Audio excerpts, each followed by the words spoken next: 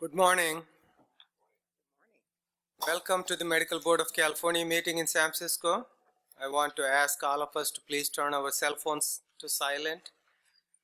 You may notice the board members accessing their laptops during the meeting. They're using the laptop solely to access the board materials that are in electronic format. This is an official business meeting of the Medical Board of California. As such, disruptions to the board's business will not be tolerated. We have a designated time on the agenda for public comment and ask for public comment on each item. I ask that you be respectful of the need to conduct the board's business. Should anyone disrupt the meeting, I will ask the person to conduct him or herself in such a manner that permits the board to transact its business. This meeting will be available via teleconference. Individuals listening to the meeting will have an opportunity to provide public comment and will be assisted by a moderator who will be facilitating the teleconference process. For those members of the public participating via teleconference, please wait until the moderator has introduced you before you make your comments. To request to make the comment during the public comment period, press *1. You will hear a tone indicating you're on queue for comment. If you change your mind and do not want to make a comment, press *2. Assistance is available throughout the teleconference meeting. To request a specialist, press *0. Each person will be limited to 3 minutes per agenda item. During agenda item 17, public comments on items not on the agenda, the board has limited the public comment period for individuals on the teleconference to 20 minutes. In addition, the public comment from the individuals here at the meeting will also be limited to 20 minutes. Therefore, after 20 minutes, no further comments will be accepted. During public comment on any other agenda item, 10 minutes will be allowed for comments from individuals on the teleconference line and those in the audience. After 10 minutes, no further comments will be accepted. Business services staff will be assisting me with receiving the public comments via teleconference during this meeting. The board welcomes public comment on any item on the agenda, and it is the board's intent to ask for public comment prior to the board taking an action on any agenda item. If for some reason I forget to ask for public comment on the agenda item and you wish to speak on that item, please raise your hand or come forward and you will be recognized. I would like to request all speakers complete their presenter slips so I can call you by name at the appropriate time and that the record of this meeting can be full and complete. However, this is voluntary. Please give the speaker slips to Ms. Toof. Ms. Toof, thank you. I'll do my best to call upon everyone who has supplied a slip for the agenda item and recognize those who wish to make a last-minute comment.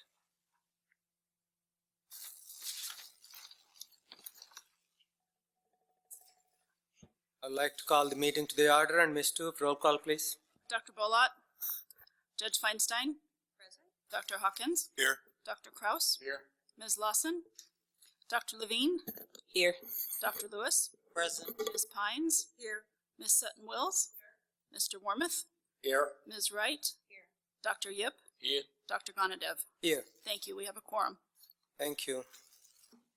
We'll go to agenda item 17 with the public comment and then go back to agenda item 14. So public comments on items not on the agenda. I got a few slips. First one is Mahfouz Michael, MD. Dr. Michael, come.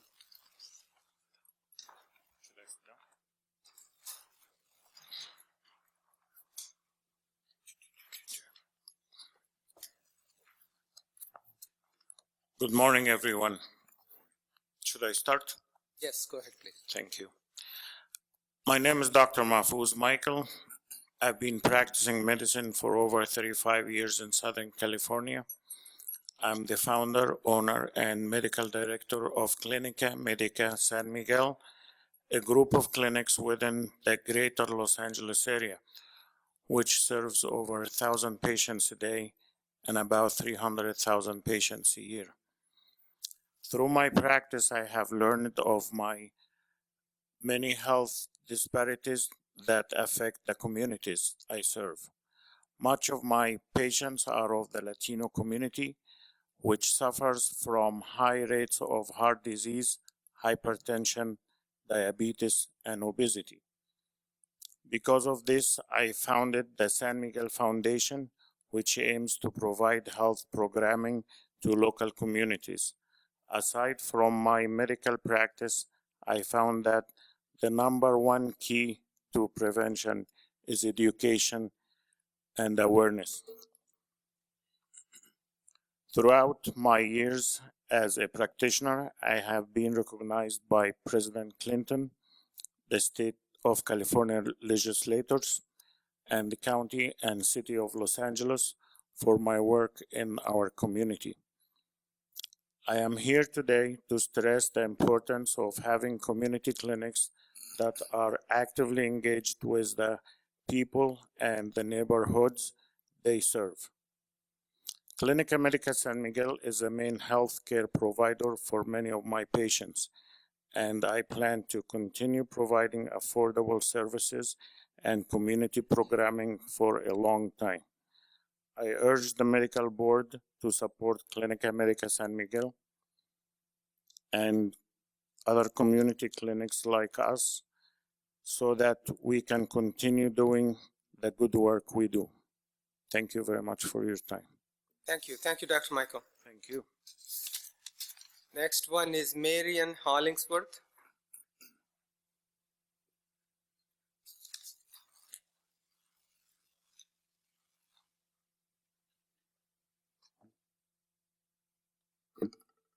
Good morning.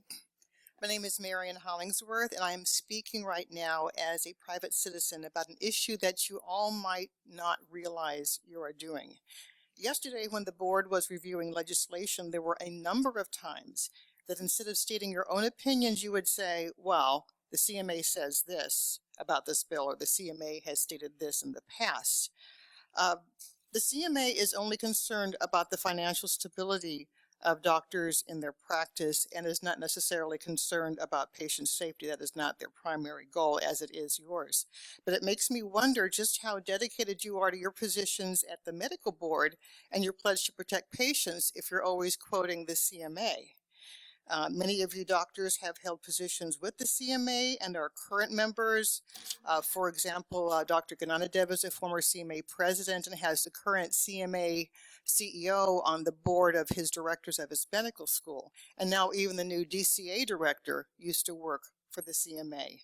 It would make members of the public more confident in you as members of the medical board if you would at least keep your references to the CMA private. That way we will know what your own opinion is and that you are truly concerned about the welfare and safety of the people in California and not your affiliation with the CMA. Thank you. Thank you, Ms. Hollingsworth. All the board members know that when they are here, they are wearing the hat of Medical Board of California. That's their responsibility. Next comment is Christina Hildebrand.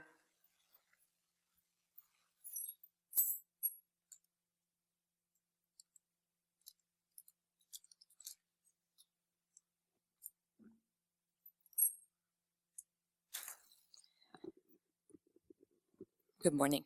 My name is Christina Hildebrand. I'm from A Voice for Choice Advocacy. I sat here about a year ago and I asked you specifically to stop the witch hunt on doctors who are writing medical exemptions under SB 277. Unfortunately, I come here today to tell you that not only did you not stop that witch hunt, but you've now become a part of it. And that is very, very discouraging to the patients of California. I know this is a touchy subject. I know it is something that, many of you, I'm sure, believe that vaccination should be for absolutely everyone, but it's not. If you look at any vaccine package insert, it states severe side effects, and they're not 1 in a million. They're much more common than that. I look at your mission statement, and it says to promote access to quality medical care through the board's licensing and regulatory functions. I look at the #1 physician mantra, which is do no harm. There's research out there that says that it takes 17 years from when research is done and finding is made for it to become practice. 17 years. That's in medical journals, shown, proven. If it takes 17 years for research to become practice, that means that much of the research that's been done in the past 5 to 10 years is not in practice yet, unless doctors are looking at that research and really doing their own research and bringing it into their practice.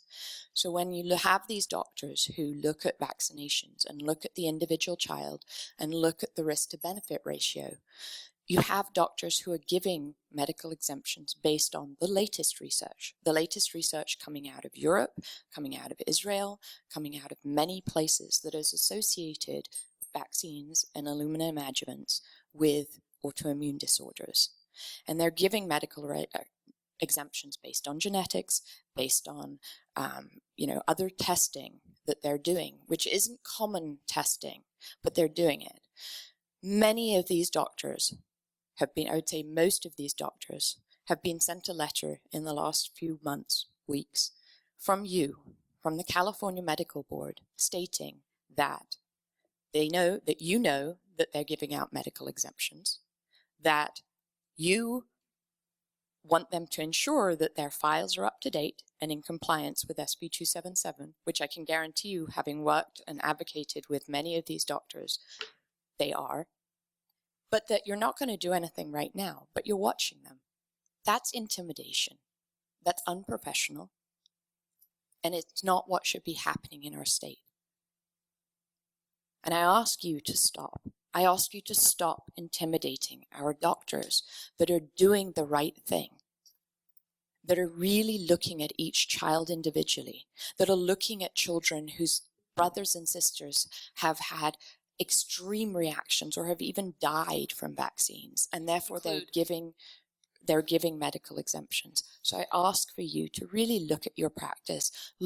I understand your licensing and your regulatory facet of it, but you should also be supporting the doctors and the patients of California in being able to write medical exemptions as they see fit, which is what SB 277 states. Thank you. Thank you, Mr. Elderman. Any other comments from the audience here? Any comments on the phone?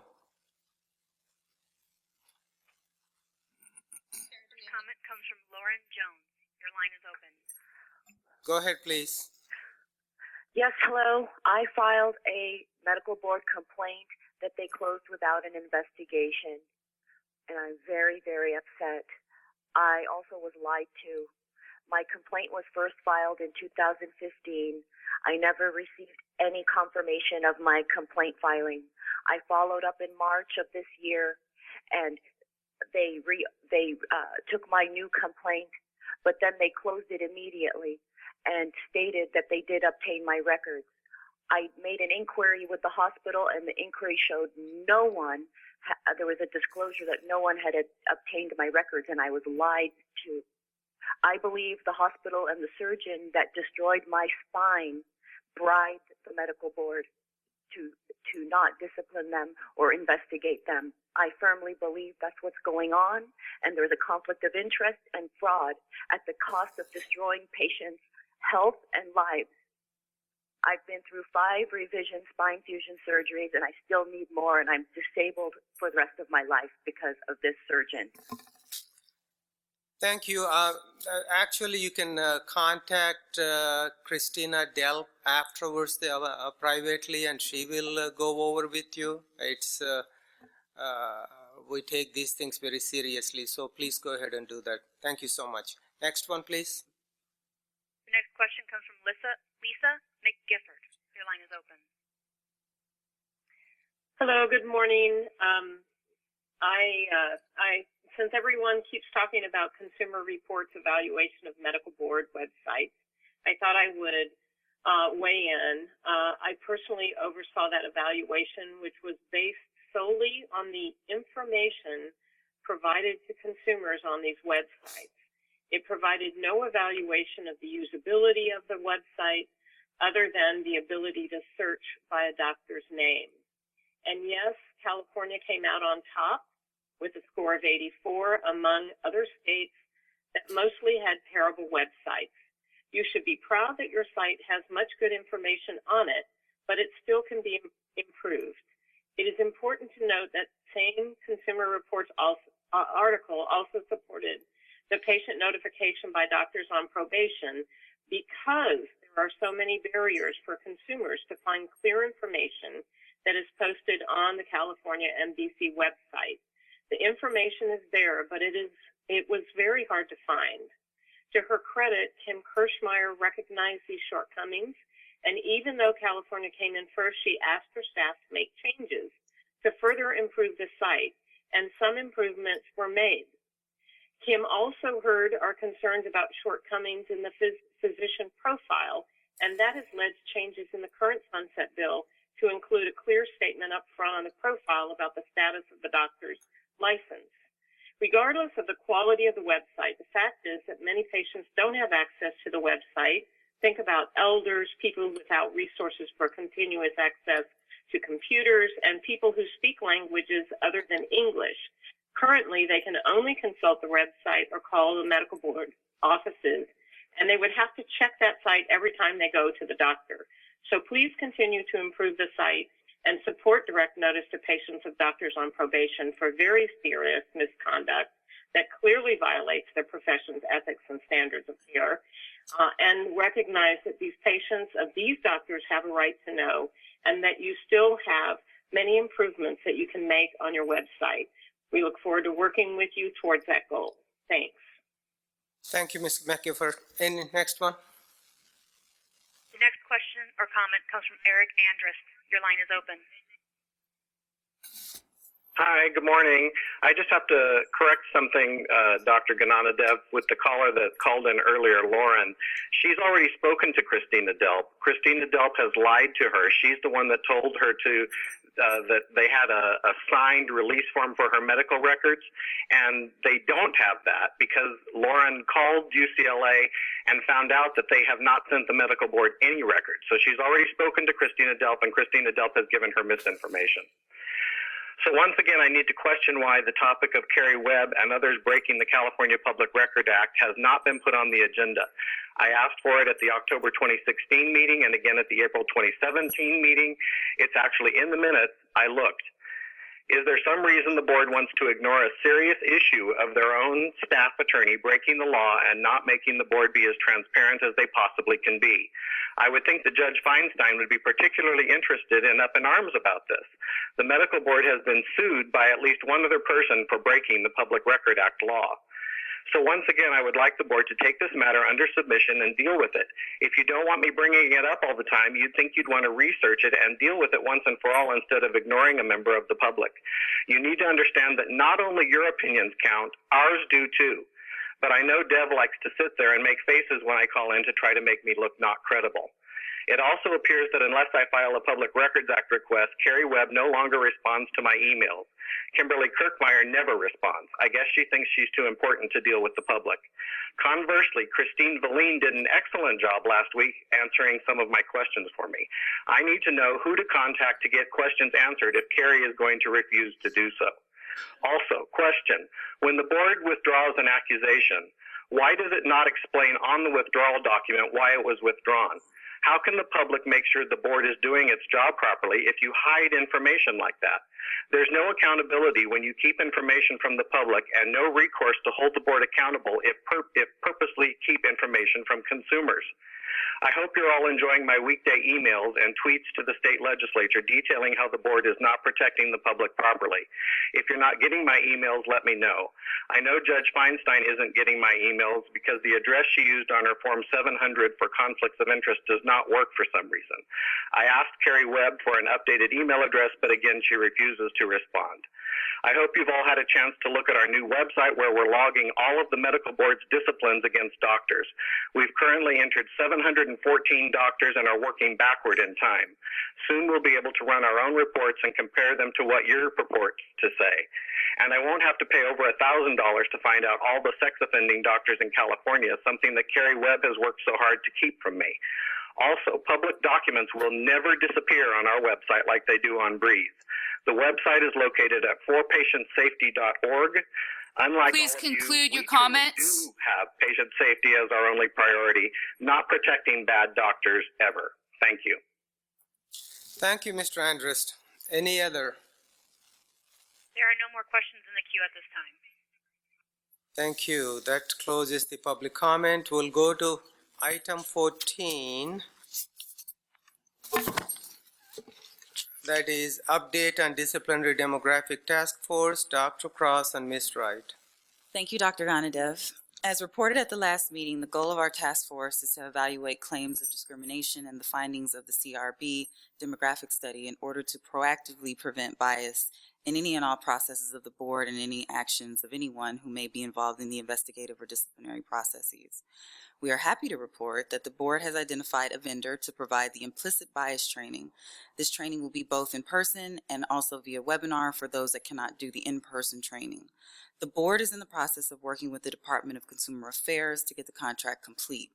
The training is going to provide specific information on the board's enforcement process as well as information on subconscious bias. The training will include a few case studies as well. The hope is to have the training completed by the end of this year. In addition, we would recommend that this training be repeated every 2 years.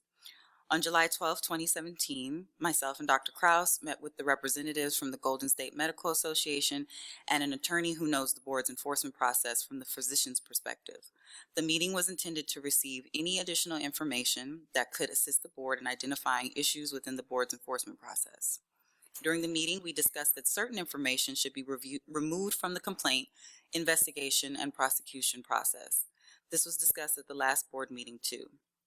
As stated, this information would be any information identifying the medical school the licensee attended or the location of the postgraduate training that was received. The board is working on a memo to the Health Quality Investigative Unit and the Attorney General's Office regarding this policy change. Ms. Kirschmeyer has already met with management at both HQIU and the AG's office. However, a written policy needs to be released.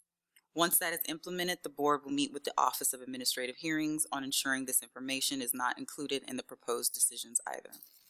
This meeting was very helpful and allowed us to hear concerns from the association and interested members of the public.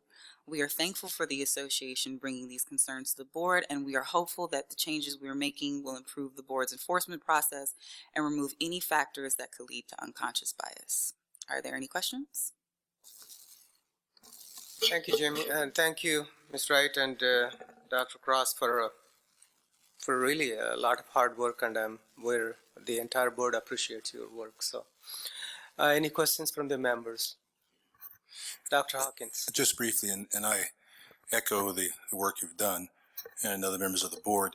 So this will actually happen by the end of the year. We're not really sure about the rollout of. So we actually have good news. Our contract actually just got signed by the vendors. So we're actually looking at the in-person training in September, and then we'll be getting out the webinar to everybody so they can take it between September and then the end of the year. Our plan is to have it completed by the end of the year. Who will be required to go through this training? Literally everybody involved in the process. So it'll be from the entire board staff, then through to the medical consultants that do the central complaint unit review. It'll be all the investigators, all of the experts that do the review, the board members, the deputy attorney generals who prosecute our cases. And then we're going to look at the Office of Administrative Hearings because they actually already have implicit bias training. That actually is kind of some of how we got the information that we received about it. And I think their training is actually as good as what we're going to be getting. So they may not be required or, asked to do it. We can't require them to because they already have it. But so everybody that's involved in the entire process. Great. Again, I want to commend the board and the task force for reaching out to some of the organizations that spearheaded the demographic study. Thank you, Dr. Hawkins. Any other questions or comments? Any comments from the audience? Comments on the phone? The next comment comes from Dr. Khadija Lang. Your line is open. Go ahead, please. Good morning. I would like to take this opportunity just to say that Golden State Medical Association is very pleased to see that our comments and our concerns are being heard and are being given the appropriate attention for something as important as this. We are pleased to be able to give our input, to work with the medical board in order to try to improve, mitigate, and hopefully eliminate the effects that we all saw in the demographic study. We believe that the items that have been discussed by Ms. Wright just now are good first steps for us trying to help, quote unquote, level the playing field. The main concern is to try to decrease any discriminatory effect in the process so that California consumers are not deprived of quality practicing physicians because of any type of bias, conscious or unconscious. And therefore, we applaud the efforts that are being made, and we believe that these are good first steps, and we are on record as being willing to continue working with the board and trying to help give input that gives a better understanding of the actual practice of medicine, especially in some of the types of clinic settings that many of our members are working under to provide medical care and service to some of the poorest of our state's beneficiaries. Thank you. Thank you, and thanks for all your help meeting with our people. Any other comments? There are no more questions or comments in the queue at this time. Thank you. So that ends the item 14. We'll skip the item 15, that is the update on physician assistant board. Apparently they had no meeting, and also Dr. Bishop is not here. So we'll go to item 18, presentation on the Naturopathic Medicine Committee, Dr. Field and Ms. Mitchell. And actually, Ms. Mitchell is not here with them. It's actually Dr. Levy, who's the, I believe, vice chair of the committee.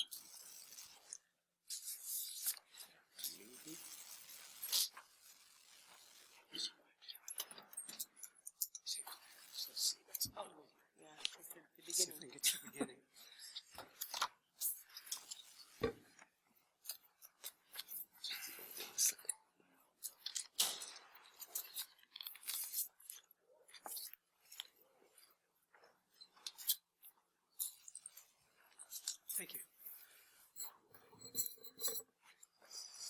Members of the board and staff, thank you very much for the opportunity to present this morning. I'm Dr. David Field. I'm the chair of the Naturopathic Medical Committee under the Osteopathic Medical Board of California. And I'd like to let Dr. Levy introduce herself.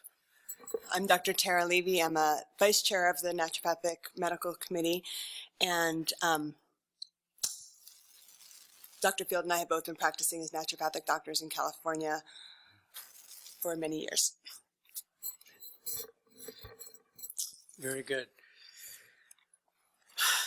As part of the mandate from the legislature, as we managed to successfully guide SB 796 through the legislature, they asked us to interact with the other licensing boards, and I think this is very appropriate, and it would be a good idea. In fact, just as a quick show of hands, how many of you have ever heard of naturopathic medicine before today? All right, so this board is fairly well educated on this subject. Look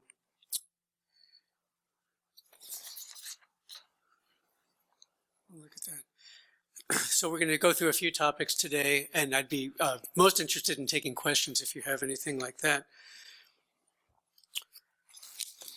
The Naturopathic Doctors Act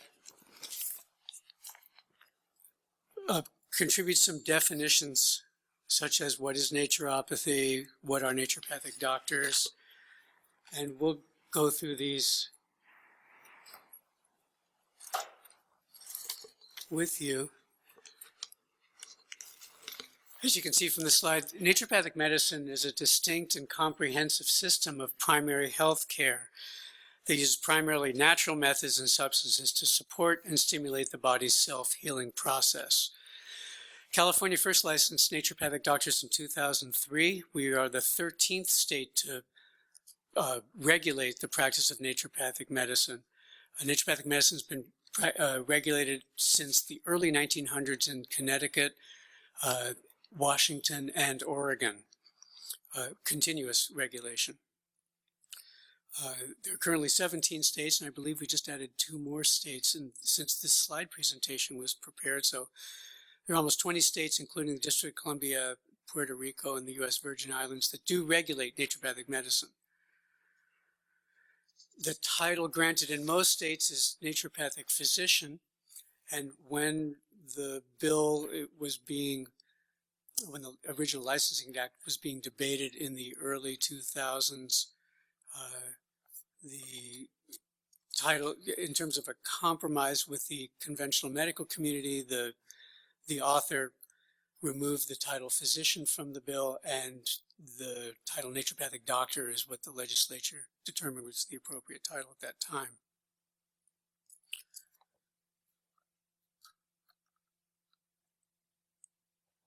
Something that makes naturopathic medicine distinct is our philosophy. Do you want to speak to this? Sure. So our purpose here today is to basically educate all of you a bit more about what we do, how we practice in California specifically, so that we can work best together as the Naturopathic Medicine Committee and the Medical Board in protecting Californians and getting California access to the appropriate types of medical care. We have a basic philosophy that is unique and distinct, which is why we have our own form of medicine.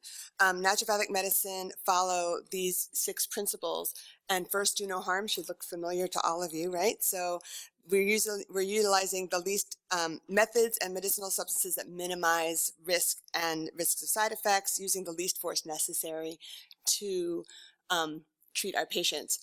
Our goal generally when we work with our patients is to identify and treat the cause. So that's always our first, that's always our goal. We often do treat symptoms just as, just to get to where we need to go. But our goal is to try and treat the cause of illness. Doctor as teacher, the word doctor, as you know, comes from the Latin word docere, which means to teach. And so we spend a lot of time in education. Our visits tend to be a little bit lengthy in that we spend a lot of time talking and educating patients both about what they're experiencing, but also in terms of what we are recommending. We do a lot of work on lifestyle and diet and things that patients can do to help support themselves in their health care.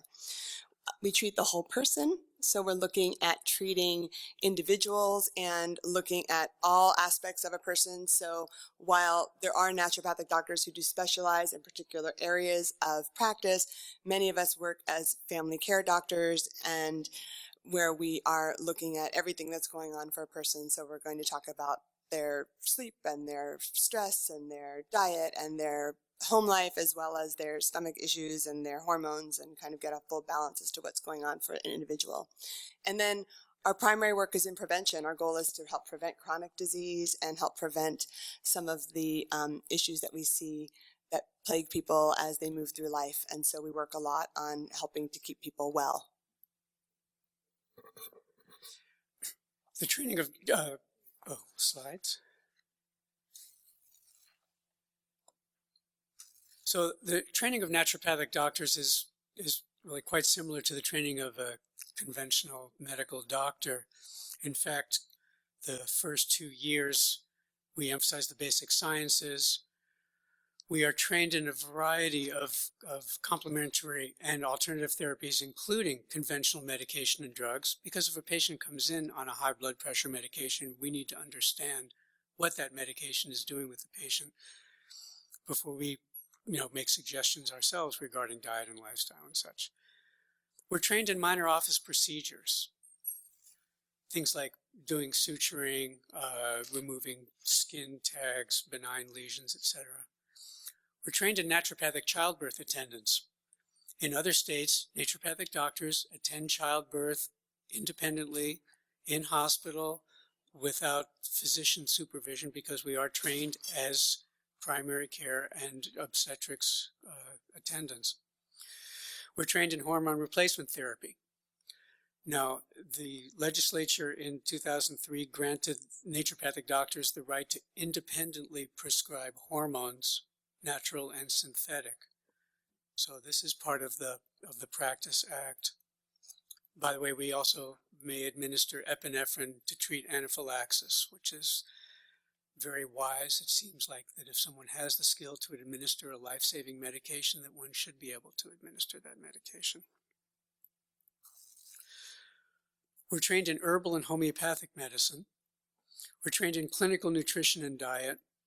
We use vitamins, amino acids, minerals, enzymes, nutraceuticals. We practice physical medicine, including exercise therapy, hydrotherapy, massage, body work, and naturopathic manipulation as part of our practice. We're trained in counseling and behavioral therapies. Now, I would not say that a naturopathic doctor is a substitute for a psychiatrist or even in extreme cases, a licensed psychologist. But as a family practice doctor, we do emphasize this part of our practice as well. And of course, we work with health and lifestyle counseling. I'm going to go into our education for a moment.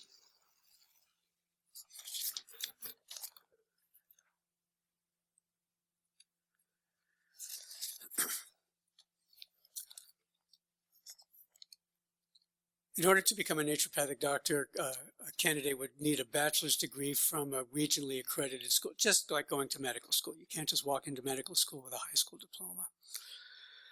To earn a degree as a naturopathic doctor, the student must meet a minimum of 4,100 total hours in the basic sciences, in naturopathic philosophy, naturopathic modalities, naturopathic medicine. We have 2,500 hours of instruction and a minimum of 1,200 hours of supervised clinical training. We're trained in both natural and conventional approaches to medicine. And we are required to complete at least 72 hours of pharmacology in school, and we must complete a minimum of 20 hours of pharmacotherapeutic training every 2 years as part of our continuing education. And if I'm not mistaken, I think this requirement surpasses the requirement for the medical doctor and for the licensed osteopathic physician as well. Naturopathic medical schools are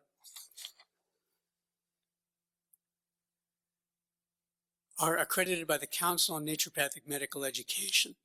This council was formed in the 1900s and worked closely with the Federal Department of Education to develop standards for naturopathic medical training. The documentation to develop this council would almost fill the area between us. It was an enormous undertaking. This is to say that this council is a very legitimate body and promotes very rigorous standards of education. After school, the naturopathic doctor candidate is then qualified to take a national standardized licensing exam.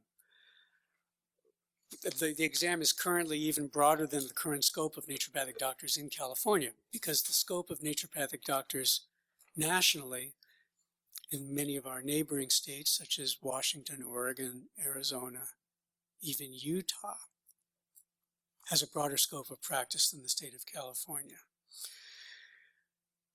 So this CNME, which is regulating naturopathic medical education, is the equivalent of the LCME, which is an acronym that should be familiar to your board, the Liaison Committee on Medical Education, and also the COCA, which is the Commission on Osteopathic College Accreditation.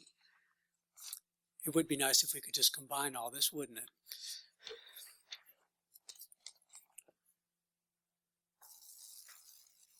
This is a brief review of the various standards of naturopathic medical education. Just by way of personal history, before the profession had developed this national naturopathic physician's licensing exam, or NPLEX, when I attended school in the early 1980s, the Oregon Board of Naturopathic Examiners subcontracted with the Oregon Health Sciences University. That's their equivalent of UCSF or the UCLA Medical School. Contracted with them so that our students could sit in the 2-year basic science boards. So as I took those boards, I was flanked by future thoracic surgeons and neurosurgeons and gastroenterologists and proctologists and even dermatologists. I will say that I did score a 99 on the anatomy portion of the board. I don't know what question I missed, but by way of indication of the level of our education, that we would qualify to sit for a basic science exam with our medical school peers, I think that speaks to the standard of our naturopathic medical education. At this point, the naturopathic medical licensing exam is administered by, as I mentioned, the NPLEX, which is a national, just like the medical community has. And here we have the first and second year very similar to medical school in terms of basic science education. Do you want to speak to that?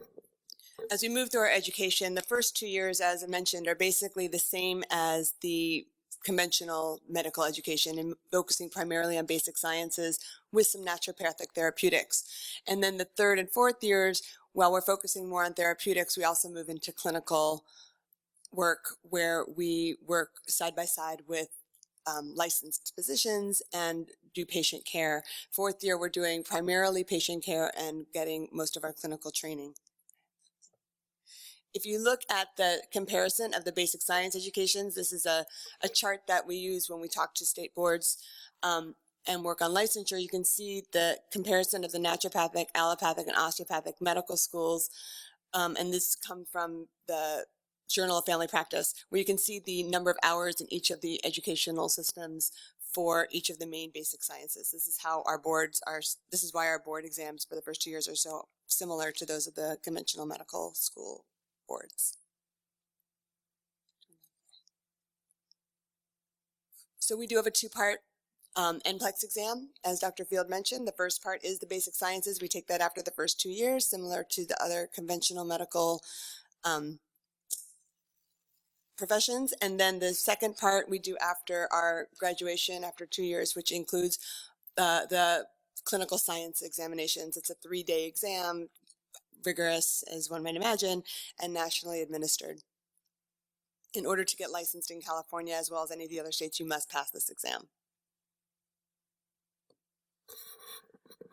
So the reason that all of us are in this room is because it is our mandate to protect the public safety. And this is why the legislature saw fit to regulate the practice of naturopathic medicine, because prior to 2003, anybody in this room, any citizen of California could just put up a little plaque on the wall that said they were a naturopathic doctor, sometimes accompanied by a little certificate from a mail-order degree mill. And this was the environment that the legislature was faced with until that time, which did cause public harm.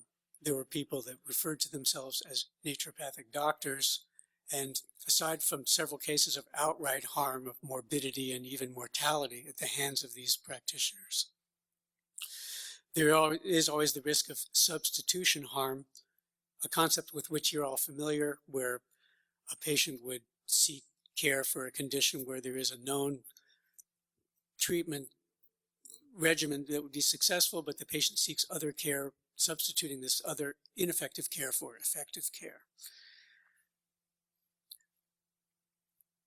In any case, let's discuss the safety records of naturopathic doctors. The Naturopathic Medical Committee, we've been around long enough now that we would start to see some actions against licensees if there were issues of safety, and we rarely receive complaints against licensees regarding the safety of their care. Most of the work of the staff at the Naturopathic Medical Committee has to do with the unlicensed practice. I know that you're faced with some of these cases yourselves, and in fact there even is some overlap that our executive officers have to discuss who's going to take this case. But this is our job in terms of protecting the public safety. So this is a little pie graph of our enforcement activity. And this isn't to say that we haven't taken action against licensees. We certainly have. There have been some mild to moderate violations of professional conduct and practice safety, and we have acted swiftly and accordingly. I want to discuss malpractice insurance for just a moment.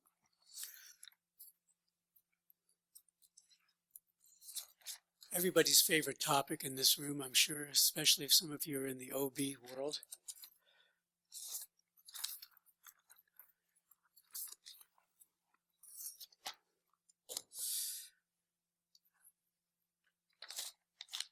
The reason I bring up malpractice insurance is this.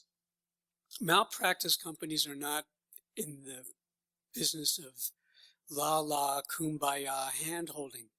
They are money-making enterprises which strictly rely on data to deliver a bottom-line product to their company shareholders, whoever the final arbiters there are. I recently communicated with a malpractice provider in Arizona. Arizona is a state where naturopathic doctors enjoy a scope of practice on a par with family practice physicians. So you could be doing an apples-to-apples comparison of malpractice risk for naturopathic doctor practice versus conventional medical doctor practice. The cost for a family practice physician in Arizona for a malpractice policy costs range from $6,000 to $12,000 per annum. The cost for a similarly practicing naturopathic doctor, or in Arizona they're licensed as naturopathic medical doctors. The cost for a naturopathic medical doctor in Arizona is from $1,700 to $2,500 for an equivalent policy with an equivalent level of practice, an equivalent level of interventions. This includes such things as minor surgery, as full prescriptive rights, as childbirth attendance. So through this objective measure, I would like to bring to the attention of the medical board and the public listening that naturopathic doctors do practice safely and we practice effectively. And that is by not our board speaking and not our state association speaking, but by a business which analyzes this type of data.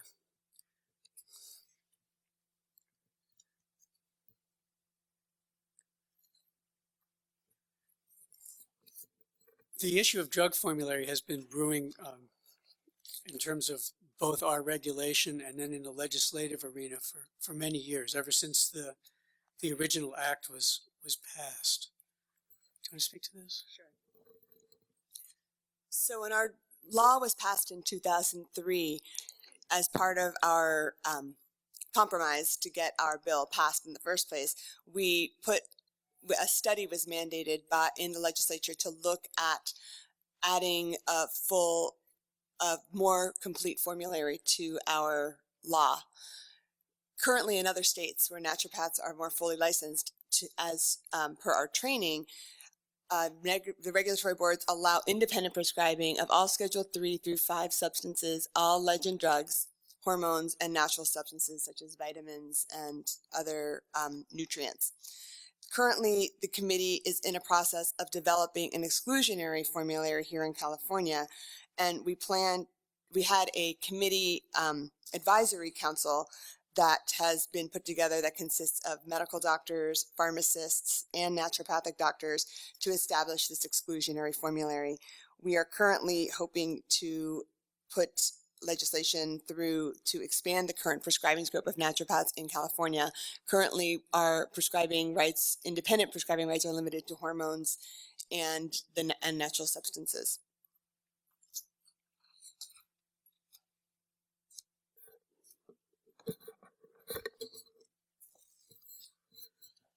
So, the naturopathic scope of practice.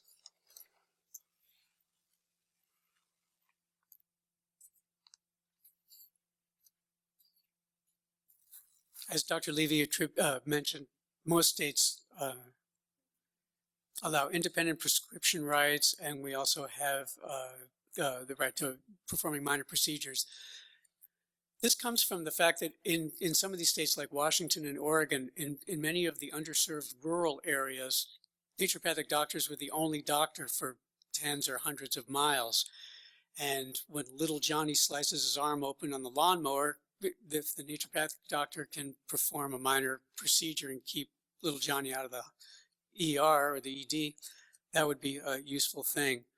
I recall getting stitched up by a doctor in his office when I was a little kid. And I would like to see that kind of practice be able to return. The legislature also mandated at the time in 2003 that a minor office procedure committee be formed to report to the legislature. And these reports, both the formulary committee and the minor office procedure committee, these reports have been delivered to the legislature. And I guess we could speak as collegial boards. We know that the legislature doesn't always deliver our what we need, but I'm not here to badmouth the legislature. I'm happy that they passed our Licensing Practice Act in 2003 so that we can continue to serve the public to prevent harm. I'd like to state that I look forward to working with the medical board in the future regarding our joint mission, which is protecting the public safety. And Dr. Levy and I would be happy to take any questions. Thank you both. I'll ask the board members any questions or comments. Yeah, Dr. Lewis. Yes. Well, I can tell you that I've learned 99% more about naturopathic medicine than I did prior to your talk here, so thank you very much for that. I have 4 questions. I'll try to be very brief. You gave a comparison chart about education. It's nice to have comparison charts where there's more hours here and less than 1 year, but sometimes it's apples and oranges. So my question about the education is your faculty for your students naturopathic, allopathic, or osteopathic in those basic sciences? Because I know you have a lot of hours, but I don't know the quality, where. The basic science faculty primarily are PhDs in their field of teaching. So I want to say, I don't have the exact percentage. I want to say it's close to 100%, but that's typically, they're often not naturopathic doctors. They're more typically PhDs in that field. And they're at universities, or where the students go? Well, the basic science, okay, so that's a very good question. When we were pursuing the act in the early 2000s, there was a group composed of medical doctors. I'm not sure if anyone was from the medical board at that time, but the California Medical Association visited the John Bastyr University up in Seattle, and they presented a report that was extremely favorable regarding their education. So these universities are accredited, as I had mentioned, by the Council on Naturopathic, and so the basic science instruction occurs on site in a university or college setting. Now, on to discipline. I really don't understand that well the disciplinary process. When we last looked up in the B&P code, maybe 3 or 4 months ago, because I had an inquiry from a colleague who was concerned about some naturopathic prescribing habits. I see that you're still under the osteopathic board for discipline. How do your patients know where to go if there are complaints or concerns about the treatment they have received? Sure. The Naturopathic Medical Committee we are, in terms of an organizational chart, we are under the Osteopathic Medical Board, but we, as a committee, we are authorized to act independently, and we do perform our own discipline and disciplinary actions. The Naturopathic Medical Committee maintains a website. We were also one of the 5, I believe it was, beta testing boards for the BREEZE system. So we devoted, from our committee, there were hundreds, if not thousands of hours of time that went into that. But if a member of the public does have a complaint, just like they would look up the Medical Board of California, they can find the naturopathic, if they type in Naturopathic Medical Board into the computer, they'll get to the government website, and right at the very top it says, file a complaint. We have a link to that. So I looked at that website, and I can tell you I had a difficult time finding it. So, because I tried to help this person out. Do you have a requirement where you post in an office that if you have concerns or questions like we do for our patients, this is the website, this is the number? Do you have that requirement? I wish I could speak. to say honestly, I don't know that we have that requirement. I can say, I remember this came up at our last board meeting, actually, this exact comment, this exact topic, because it's not within our regulations, but we plan on making it part of our regulations. So it's being addressed as we speak. Okay, because I think that would be more for We're consumer aware. protection and just That's right. be people Absolutely. aware. No, we favor consumer clarity, access, transparency. So thank you for bringing that up. Okay, and thank you for reminding me, Dr. Thank you very much. Thank you, Ron. Dr. Kraus. I very much appreciate your being here. I think we have a great opportunity under the Department of Consumer Affairs to do a better job in the future working together to our common goal of protecting Californians. And I want you to know that there are open ears and minds at the medical board. I have some questions as I'm learning about naturopathic medicine myself. In the practice of allopathic medicine, we question ourselves every day. I'm involved in teaching medical students and residents, and when I first meet a new group, I will say to them, half of what you're learning now will be proven to be untrue. We have what we call the dogma of medicine. For example, when I was a medical student, carotid endarterectomies were very popular to clear out the carotid artery. And it wasn't until a study was done of outcomes of carotid endarterectomy that it was realized that for small to moderate degrees of carotid stenosis, that the risk of surgery exceeded the risk of the disease. So we're more restrictive and selective in the degree of carotid stenosis today that we view as an indication for surgery. We adhere in challenging ourselves to that which we call evidence-based medicine, and the purest test of that is what we call a prospective double-masked study, where we compare the outcomes of therapies with like groups of patients with treatment versus placebo, or treatment of a new variety versus treatment of an old variety. Does naturopathic medicine do the same? Does it challenge itself and believe in seeking evidence for the treatments which are recommended? The answer is it an emphatic yes, and then an even more emphatic yes. Kind of like, Avis having to try harder. We, in terms of such things as nutritional intervention or botanical intervention, the interventions that we make are based on evidence. And in fact, some of the evidence comes from your own journals. The Journal of the American Medical Association publishes articles that are germane to naturopathic practice with regards to either behavioral or nutritional or even herbal interventions. Constant self-reflection within the profession and with each doctor. I think that's a very, very important key, is that we all are practicing this way. We have very rigorous continuing education requirements as well, which brings up the latest evidence that you're referring to. By way of anecdote, I was musing with the founding president of our national association. We just had our national meeting a few weeks ago in Arizona. When we were first having these meetings, the gala dinner presentation was some grain-based mash, with a few vegetables on the side, and because in 1984 that was considered the greatest diet was the vegan diet or vegetarian type thing, grain-based, whatever. As dietary knowledge has progressed, we realized that may not be the best diet for everyone.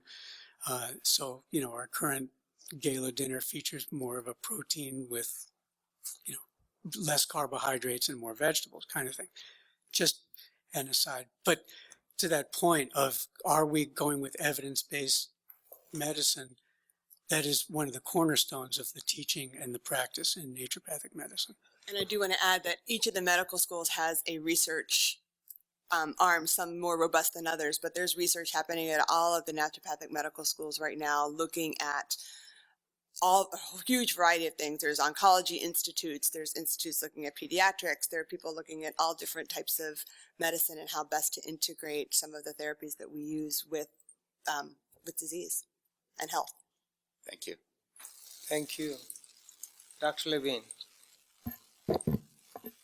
I'm just wondering, I'm curious, and you may not have this information. Do you have a sense of the sort of the practice organization of the naturopathic physicians in California?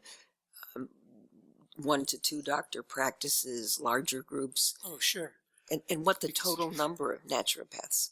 How many do we license currently? 8 something? Well, I think we've issued slightly over 800 licenses in the 13 years, I think, since licenses have been, maybe it's 12 years since we've been issuing licenses. I believe, it would be nice if Rebecca was here because she has those stats like in her brain, but it's more or less 800 and something licensees, 200 or so of which are either lapsed or inactive at this point. As to whether people are practicing as solo practices, group practices, under the supervision of a physician. And Dr. Levine, not to be, I didn't want to interrupt you, but I do want to correct you. We are naturopathic doctors. I can't say naturopathic physicians here. But I appreciate the respect. Dr. Levy, she knows a little bit more about the business models in California. Well, I would say probably, and I don't have this statistic, so I don't want to, don't take this at my word, but I believe most doctors in California and throughout the country are practicing as solo practices or in small group practices with other naturopathic doctors. There are a number of doctors who practice in integrative settings with medical doctors, osteopathic doctors, chiropractors, etc., acupuncturists. There are some doctors who practice in institutional settings, so they're practicing in, not as much in California, but particularly in states where we have a wider scope of practice, they're practicing in, for example, Cancer Treatment Centers of America have naturopathic doctors at all of their sites that are practicing in their institutions, and there are some other county health centers in places where we have bigger, broader scope of practice where naturopaths are practicing side by side with their medical doctor colleagues. Do you have any sense of the 600 active naturopathic doctors, their geography within the state? Well, we are widely distributed. There are, of course, there are more doctors practicing in the urban areas just in terms of population. I guess if we could develop a population density map and a doctor density map, that would be interesting. It's been the goal in terms of providing regulated naturopathic medical care to Californians that we be able to serve in some of the underserved areas. And there are some doctors who are performing that payoff of their student loans by serving in rural clinics and such. But we have doctors throughout in every county of the state and in most communities that I can think of. Dr. Yip, and then Dr. Hawkins. Thank you for coming today. It's very educational. Just 3 questions. One is that what is your opinion that you give to your patients about vaccination? And also, are you, quote unquote, allowed, entitled to give exemption for vaccination? We are not. Did you say exemptions for vaccinations? Is that we are not able to give medical exemptions currently under the law that passed last year. Only medical doctors and osteopathic doctors are able to give medical exemptions. We practice very individualized medicine. I do a lot of, personally in my practice, I do a lot of pediatrics, and we are not able to give vaccinations in our practice. It's not part of our current scope. And I recommend that people talk to their primary care pediatricians about their plans around vaccinations. And we do encourage people to have those conversations, and we will help people make plans around vaccinations, and we can provide support if they're concerned about side effects and things like that. But we leave that conversation or those decisions to be made with their pediatrician. So you do not recommend yes or no. You just say go to talk to your pediatrician. I can't speak for every naturopath out there. So just like with medical doctors, I wouldn't expect you to be able to do the same. But as a policy, we don't have any policy against vaccinations in the naturopathic profession. The other thing is that, in medical profession, the strict research and FDA on medication. I do believe in medicine, as I'm Asian origin. but I can see there's no industry or government regulation as to the quality of those herbs and natural medicine. Is there a movement among your organization to push for that, to put more regulation, quality control, certification for those products? Sure. We're moving into the arena of politics because the fact that nutritional supplements are not regulated by the FDA, that's a result of actions by the U.S. Senate over the last 30 years, where they passed the Dietary Health and Safety Act, which, in terms of the politics making strange bedfellows paradigm, Senator Orrin Hatch is my best friend in the Senate. Even though we probably disagree on every other piece of policy, he has a number of vitamin company constituents, and he has fought to keep the vitamin companies out of the purvey of the FDA, which creates then what you might call a buyer beware marketplace. And I agree with you. I wish that we could completely regulate nutritional supplements in the manner that we regulate pharmaceuticals, where, potency, toxicity, contamination, etc., could all be controlled. What the marketplace has done is that the competition in the vitamin industry has created a quality ladder, and companies are racing to the top of the ladder, and everybody now talks about, presents independent laboratory corroboration of their, what's in their vitamin products. Let me back up a minute. There's sort of two worlds in the vitamin world. There's a professional vitamin world. There are companies that only provide and sell through doctors. In fact, many medical doctors carry supplements in there. My sister-in-law, for one, is a pediatrician, and she carries a small number of supplements in her office. As opposed to going into one of these stores in a mall that sells vitamins, and I generally steer people away from that because I can't be sure of the quality of the product. So the companies that I dispense from my office, and then the companies that I refer to people if they go to the health food store or such, are companies that do have independent third-party testing. So I agree with you that this is a problem, but we take care of it through the market teasing out the poor players. And then these things that don't have these pills that don't have anything in them, people don't buy them anymore because they don't work. So that happens too. Thank you. Let's try to have one more, and because we're running very late already. Thank you. Presentation was slow and the briefly, questions are long. So. Thank you very much for the presentation. Fertile ground for personal growth and development in this area. I realize I have part of the answer to my question because there's going to be some variety depending on the state and distribution, but I want to get a better feel of what type of services in California are provided. I read the list looking at the slides. The numbers of consumers seeking naturopathic services in a year, a little bit about the education. Do you adhere to certain standard preventive therapies, exercise, dietary, colonoscopies, pap tests? Do you refer those patients to their physician? Does your average physician, average client have an MD physician or OD physician? And again, I don't want to go too long on that because of time constraints. Just get a better feel. It's a very good point. Yeah, we are licensed as primary care doctors. Excuse me, I trip on the physician doctor thing myself sometimes. We are licensed as primary care doctors in California. We are able to order mammograms and standard procedures. Obviously, we can't order a colonoscopy. If I want to recommend a colonoscopy, I have to send them to a GI doctor to perform that, but it's something that I can recommend. We are trained in doing gynecological exams, and so we do pap smears. Some doctors, again, just like individual practice, some people choose to do those things in their offices and some people don't, but we are able to perform those, and we are able to order all those kinds of standard testing through labs, blood tests as well as standard screening, x-rays, imaging exams, things like that. So I can't speak, this is where I wish, again, Rebecca were here. She would be able to give you a better indication as to what kind of practices people have, perhaps, in terms of how many people are doing more general family practice, how many people are doing more primary care type of practice. I don't have statistics on that. Thank you very much. Thank you. I have one comment from audience, Christina Hildebrand. Okay, thank you. Any other comments from the audience? Any comments on the phone? There are no questions or comments in the queue. Thank you. Thank you both for coming. Dr. Nadev, thank you so much. Thank you, board, for allowing us to present. Okay, next we'll go to moving to item 19, discussion of January 2018 board meeting location. Ms. Gershmeyer? Thank you. Good morning, members.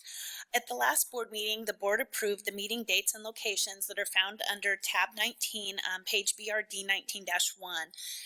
Since the time of the last board meeting, we have been trying to locate a meeting facility in Sacramento for that January 18th to 19th board meeting, but have been unsuccessful with the exception of the same location as last year.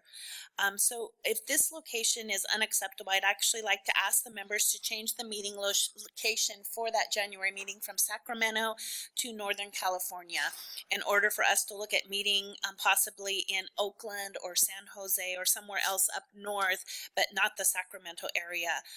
Or we could come possibly back here to the Bay Area as well. But if I can broaden out what we've actually approved, that will help us in looking for a site. So I'd actually like to ask for a motion to change this to Northern California. Okay, we have a second? Second. Yeah, just the issue is the hotels are extremely expensive during that time and we can't find something decent. So that's what Kim told me. So They're just not even available in the Sacramento area. And for being a state office, it's hard for us because of our size to get a state building to meet us. I still recall we had one meeting during some wine festival. The line at Starbucks was a mile long, so don't go there. So, any further discussion? Yeah, Dr. Krause. I will comment that for our Sacramento meetings, I have become acclimated to sleeping next to the railroad tracks. And under the circumstances, if it is difficult to locate another location, that would be acceptable to me. Okay, that's helpful to know. Yeah, Dr. And in response Judge to Dr. Krause, you're speaking for yourself. Yes. Okay. I knew that was somewhere in the line. Railroad tracks are very loud. As is always the case. Okay, Ms. Kirschmeyer, do we need a roll call for that? Yes, we do. Okay, go yes. Let's see, Dr. Bosniak. Oh, public comment. Sorry. Oh, that's true. Do I need public comment? Any comments from the audience? I know you got to truck down to somewhere. Maybe we'll have it in Napa. It's at least a fun place. Any comments on the phone? There are no comments. Thank you. Roll call, please. Judge Feinstein? Yes. Dr. Hawkins? Yes. Dr. Krause? Yes. Dr. Levine? Yes. Dr. Lewis? Ms. Pines? Yes. Ms. Sutton-Wills? Yes. Mr. Warmoth? Aye. Ms. Wright? Yes. Dr. Yip? Yes. Dr. Gonadib? Aye. Okay, motion passes. Thank you. Then go to item 20, executive management reports. Kim. Again, as always, I will not be going over all of the reports in the administrative enforcement or licensing program summaries unless someone has a question. Both of the licensing and enforcement reports have statistics, and I do just want to highlight a couple of statistics from this year since we actually do have, for the most part, the end of the 16-17 fiscal year numbers. It's important to note that we received almost 10,000 complaints this year. Back multiple years ago, we actually were in the 10,000s for receiving complaints, but a large majority of those were notice to intents and citations for change of address. And actually, when we had our enforcement monitor report, we said, why are we counting these of complaints? We pulled them out, it dropped our numbers down, and now it's interesting that we're actually back up to that large number again with actually all legitimate, true complaints.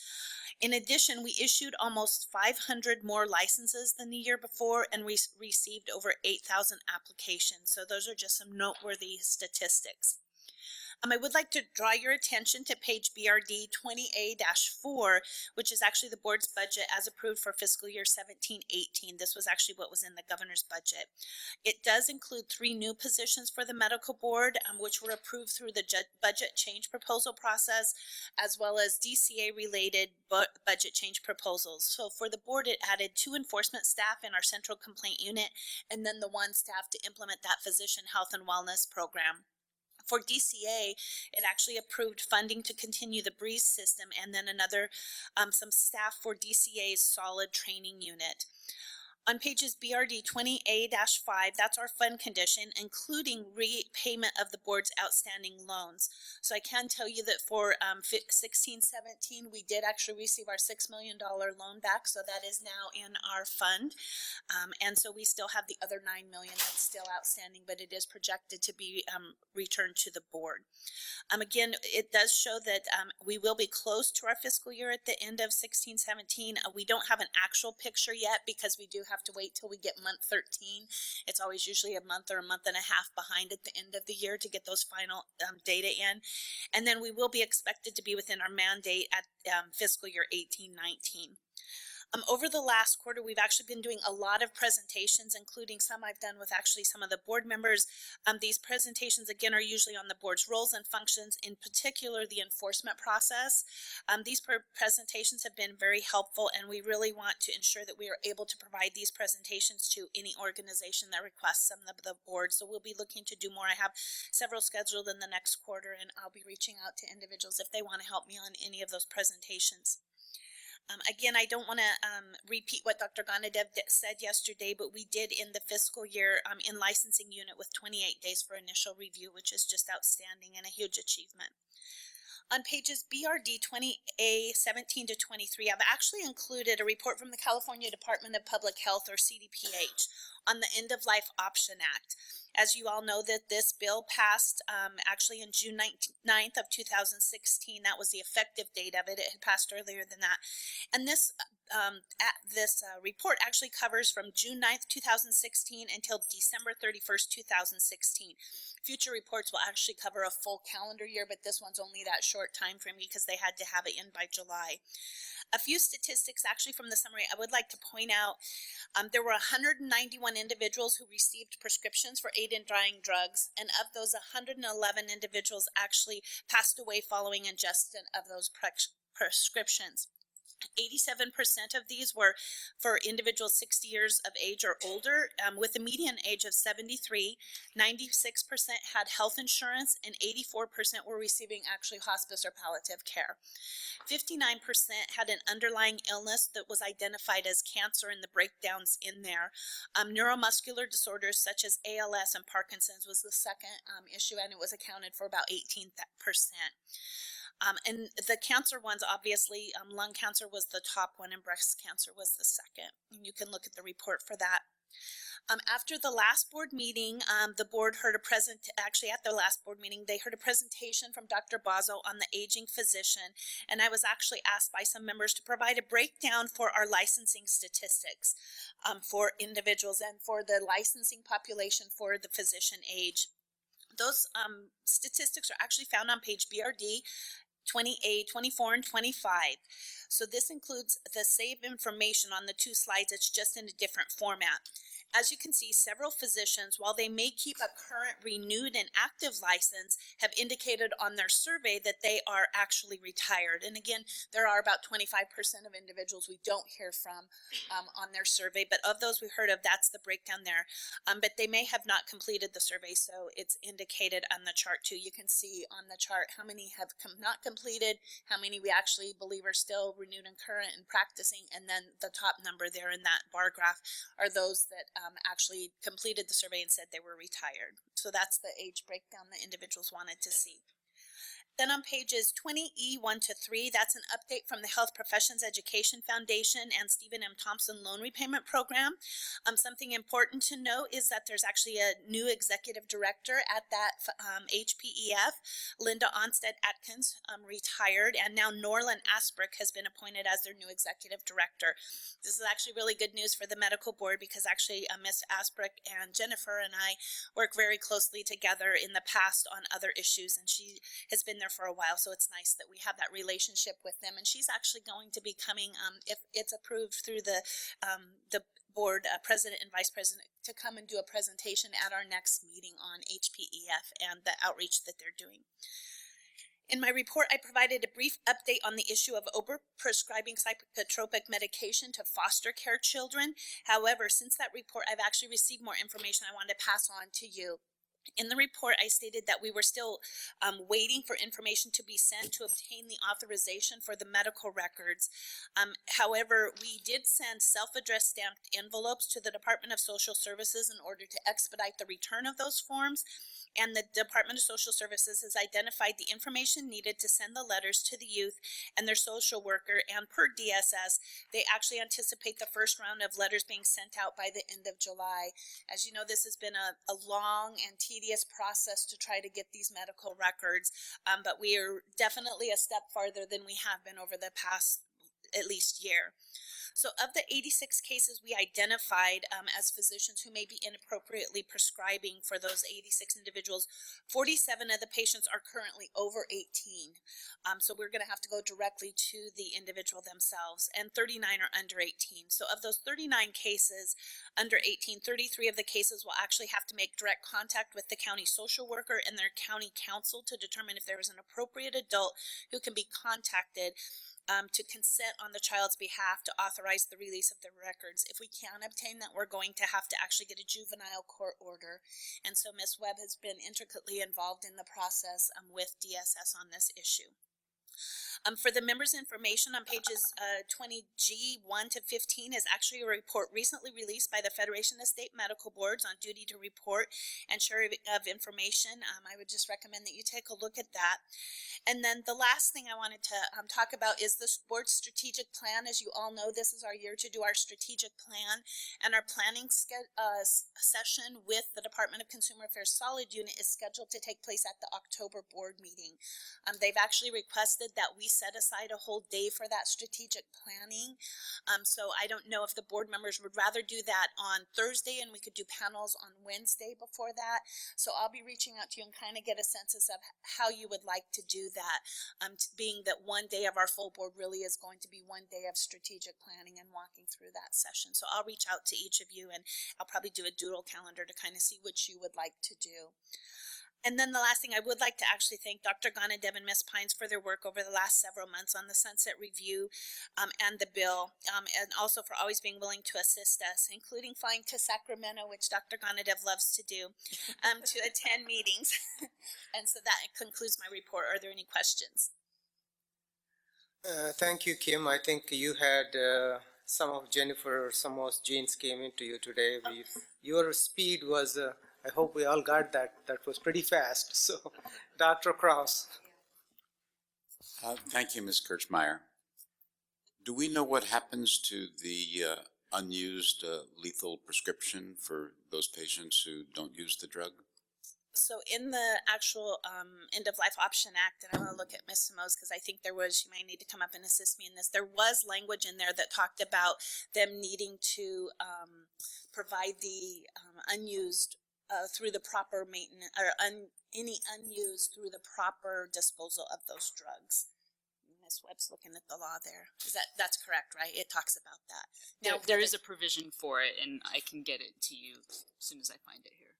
And then the follow-up question would be, is that law being followed? That we would probably not be aware of. One thing, though, that in Oregon we actually found from just hearing from them is that those the individual may not have passed away yet. They may just be holding on to them until the point where they truly decide that that is the decision that they want to go through with. So even though you have that number, there's a number in here as to how many individuals passed away that had received the drugs but actually passed away before they took them, but it's not that high of a number. So you might have a large number that still has those drugs in their home. They just have chosen not yet to take them. But yeah, we wouldn't know about the unused. And Dr. Hawkins. Do you know when we'll get some advanced information about the strategic planning? Not this the date, but just information. Yes, there structure, will be. Actually, part of the whole strategic planning process is that the board members actually will receive a survey that they will complete. It also goes out to other interested parties on what they believe the board should be looking at. It's kind of a whole SWOT analysis for those of you that have been through the strategic plan before. And so they'll be looking at strengths, weaknesses, threats to the board, and all of that is based on input from the members ahead of the time of getting to that meeting. So. I have the code section that discusses it.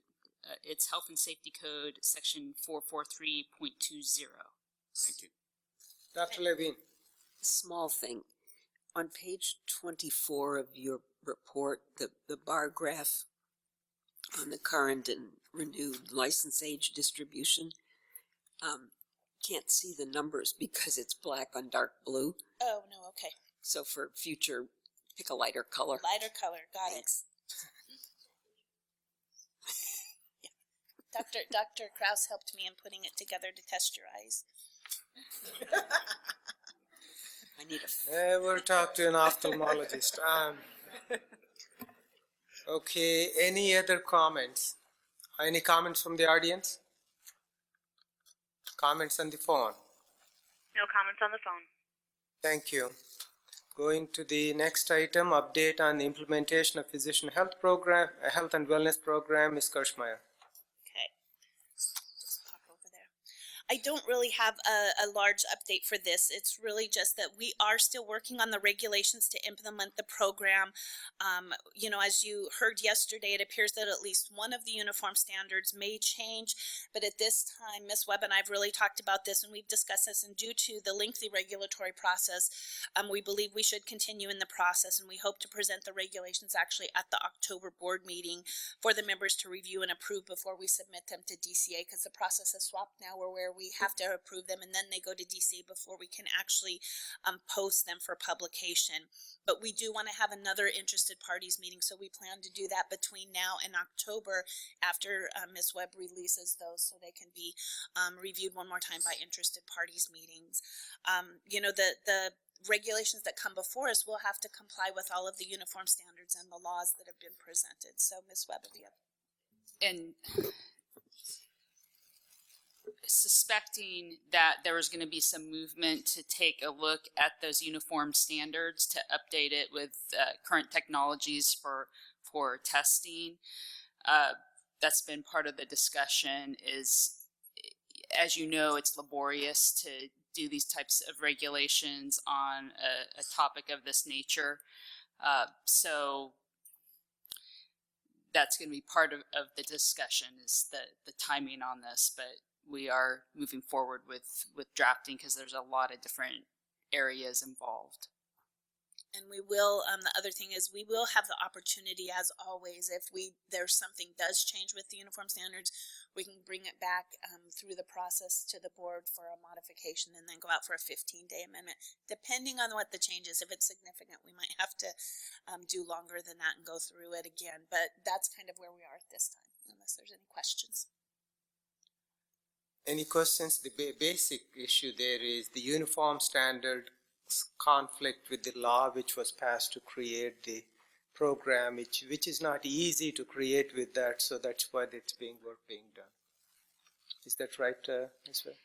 There's not a conflict. It's that a physician health and wellness program would have to comply with the uniform standards, and there's tension with what some groups believe such a program should do, early intervention, and the uniform standards demand that even if you have self-referred, that violations, including minor through major violations, are reported to the board.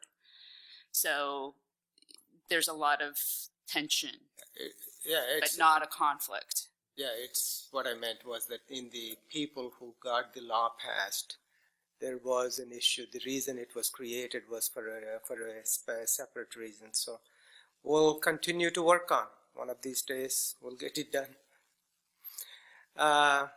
Any public comment? Comments on the phone? No comments on the phone. Thank you. We'll go to item 22, update, discussion, and possible action and recommendation from Midwifery Advisory Council meeting. Ms. Parwan. Hello. Sorry I missed you guys at the end of April, but I was just about to get married. So I'm assuming that everybody has read my report that was in your packets. The only small update I have is that the licensed midwife annual report survey has been completed and I received those results. And so staff has scheduled a task force meeting for August 11th for us to figure out kind of what the go forward is on that. I need a motion to approve the following items for our agenda in August. A task force update on revisions to the licensed midwife annual report, update on continuing regulatory efforts required by Assembly Bill 1308, update on midwifery task force, update on the hospital transfer form, an update on midwifery related legislation that we're following this year, an update on the progress of the midwifery assistant regulations, our standard update on the midwifery program, and there's going to be a presentation from the community on the California Association of Licensed Midwives on public access to licensed midwife care, including the ability to consult and transfer. And there'll be an update on the California Community College Licensed Midwife Program, which is moving forward. Anybody have questions about any of that stuff? No, I Thank you. Second. okay. Ms. Kashmir, these were all we're going to do. Is that right? Yeah, no, that's perfect. Okay. Any questions? Yes, sir. Sorry, briefly, and I don't know if you hear when the naturopathic doctors gave their presentation, should have asked them, but with you before me, do you know what a naturopathic doctor birth attendee does? Have you ever had any experience with that? I have no idea. I know that they're potentially licensed and trained to do that, but I don't really know what the scope of that training looks like. I think we just wanted to hear them more than anything else. One thing I do want to point out to the board that there are no residency programs in naturopathic medicine. You just go through the school, so that's why it's a major issue which California is dealing with. I would like to make one more comment regarding that. I think that the board needs to be aware that there are licensees in the state who may be trained to provide obstetric or midwifery care, but are not really trained to provide that care out of a hospital setting. And licensed midwives are uniquely trained to provide care in an out-of-hospital setting, and it's a really different skill set. Any other questions? If not, roll call, please. Oh, wait. Public comment. Any comments from the audience? Any comments on the phone? No comments from the phone. Thank you. Roll call, Ms. Stoof. Dr. Bolat, Judge Feinstein, Dr. Hawkins, Yes. Dr. Kraus, Yes. Dr. Levine, Yes. Dr. Lewis, Aye. Ms. Pines, Yes. Ms. Sutton Wills, Yes. Mr. Wormuth, Aye. Ms. Wright, Yes. Dr. Yip, Dr. Ganadev. Aye. Thank you. Motion carries. Thank you. Thank you. We're coming to the end. That's good. So, item 23, agenda items for October 2017 meeting in San Diego area. Members, want to add on anything other than adjournment? Oh, Dr. Cross, and then Mr. Warma. I had a email dialogue with Ms. Kirschmeyer on this concern. We all know that we can do a better job as a medical board if we have access to information. And hospitals and medical centers provide 805 reports to us if there is a finding in a peer review committee. But I'm concerned as to who supervises, investigates, or enforces the hospital to act when there are allegations of misbehavior. And if that falls under the purview of the Department of Public Health or some other state agency, I think it would be helpful for us to have a presentation from the supervising agency to tell us what the obligations are of medical schools, hospitals, and health centers regarding investigation of allegations, so that we can be informed as to whether or not the process is occurring as it should. I would second that. And that's something we can reach out to CDPH because they are the ones that review the hospitals, do the inspections, and so we'll reach out to them and actually have them come and do a presentation from their licensing and certification unit. Thank you. And you know also that our sunset bill has some things there which we can do. Kim, you can explain. Yeah, in the sunset bill, we did have a provision in there that stated if during the CDPH's inspection or their survey that they found that a hospital did not perform peer review, that they would have to notify or that peer review happened and someone was, there was a doctor who was in violation of the law, it didn't get looked at, they would have to report that to the medical board. That actually got taken out of the bill because of the opposition to it. And so it left in, though, that for 805.01 that we will be able to find them if they don't send us reports on that. Because as you may remember, 805.01 is the predecessor in most instances for a 805 being filed, and we were finding that we'd get like 4 805.01s and 100 805. So that meant that there's not reporting going on, and it could be just under education, and we need to do a better job of that as well.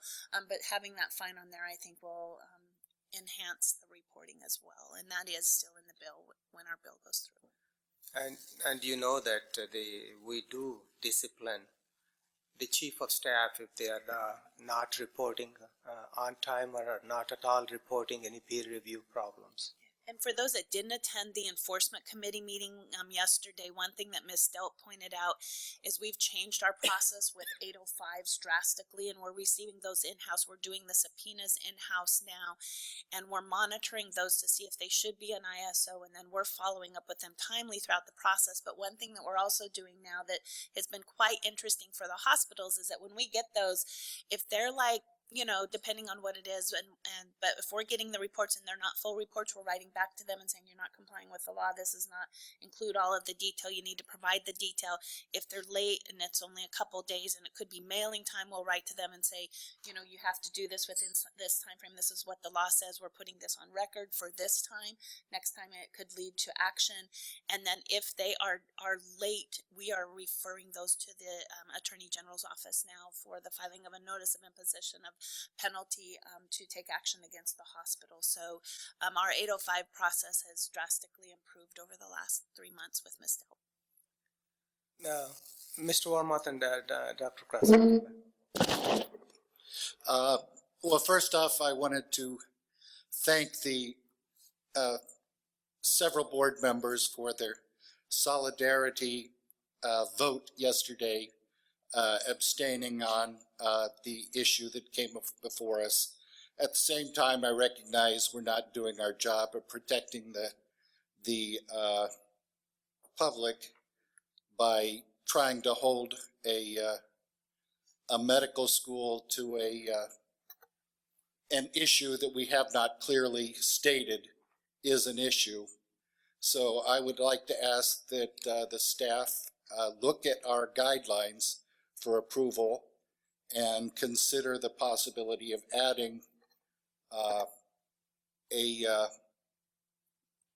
look at the political climate of the location of the medical school, regardless of whether it's discrimination on race, sex, gender identity, or whatever the issue is, and clearly state that that is not an overriding factor, but it is a factor in our final approval.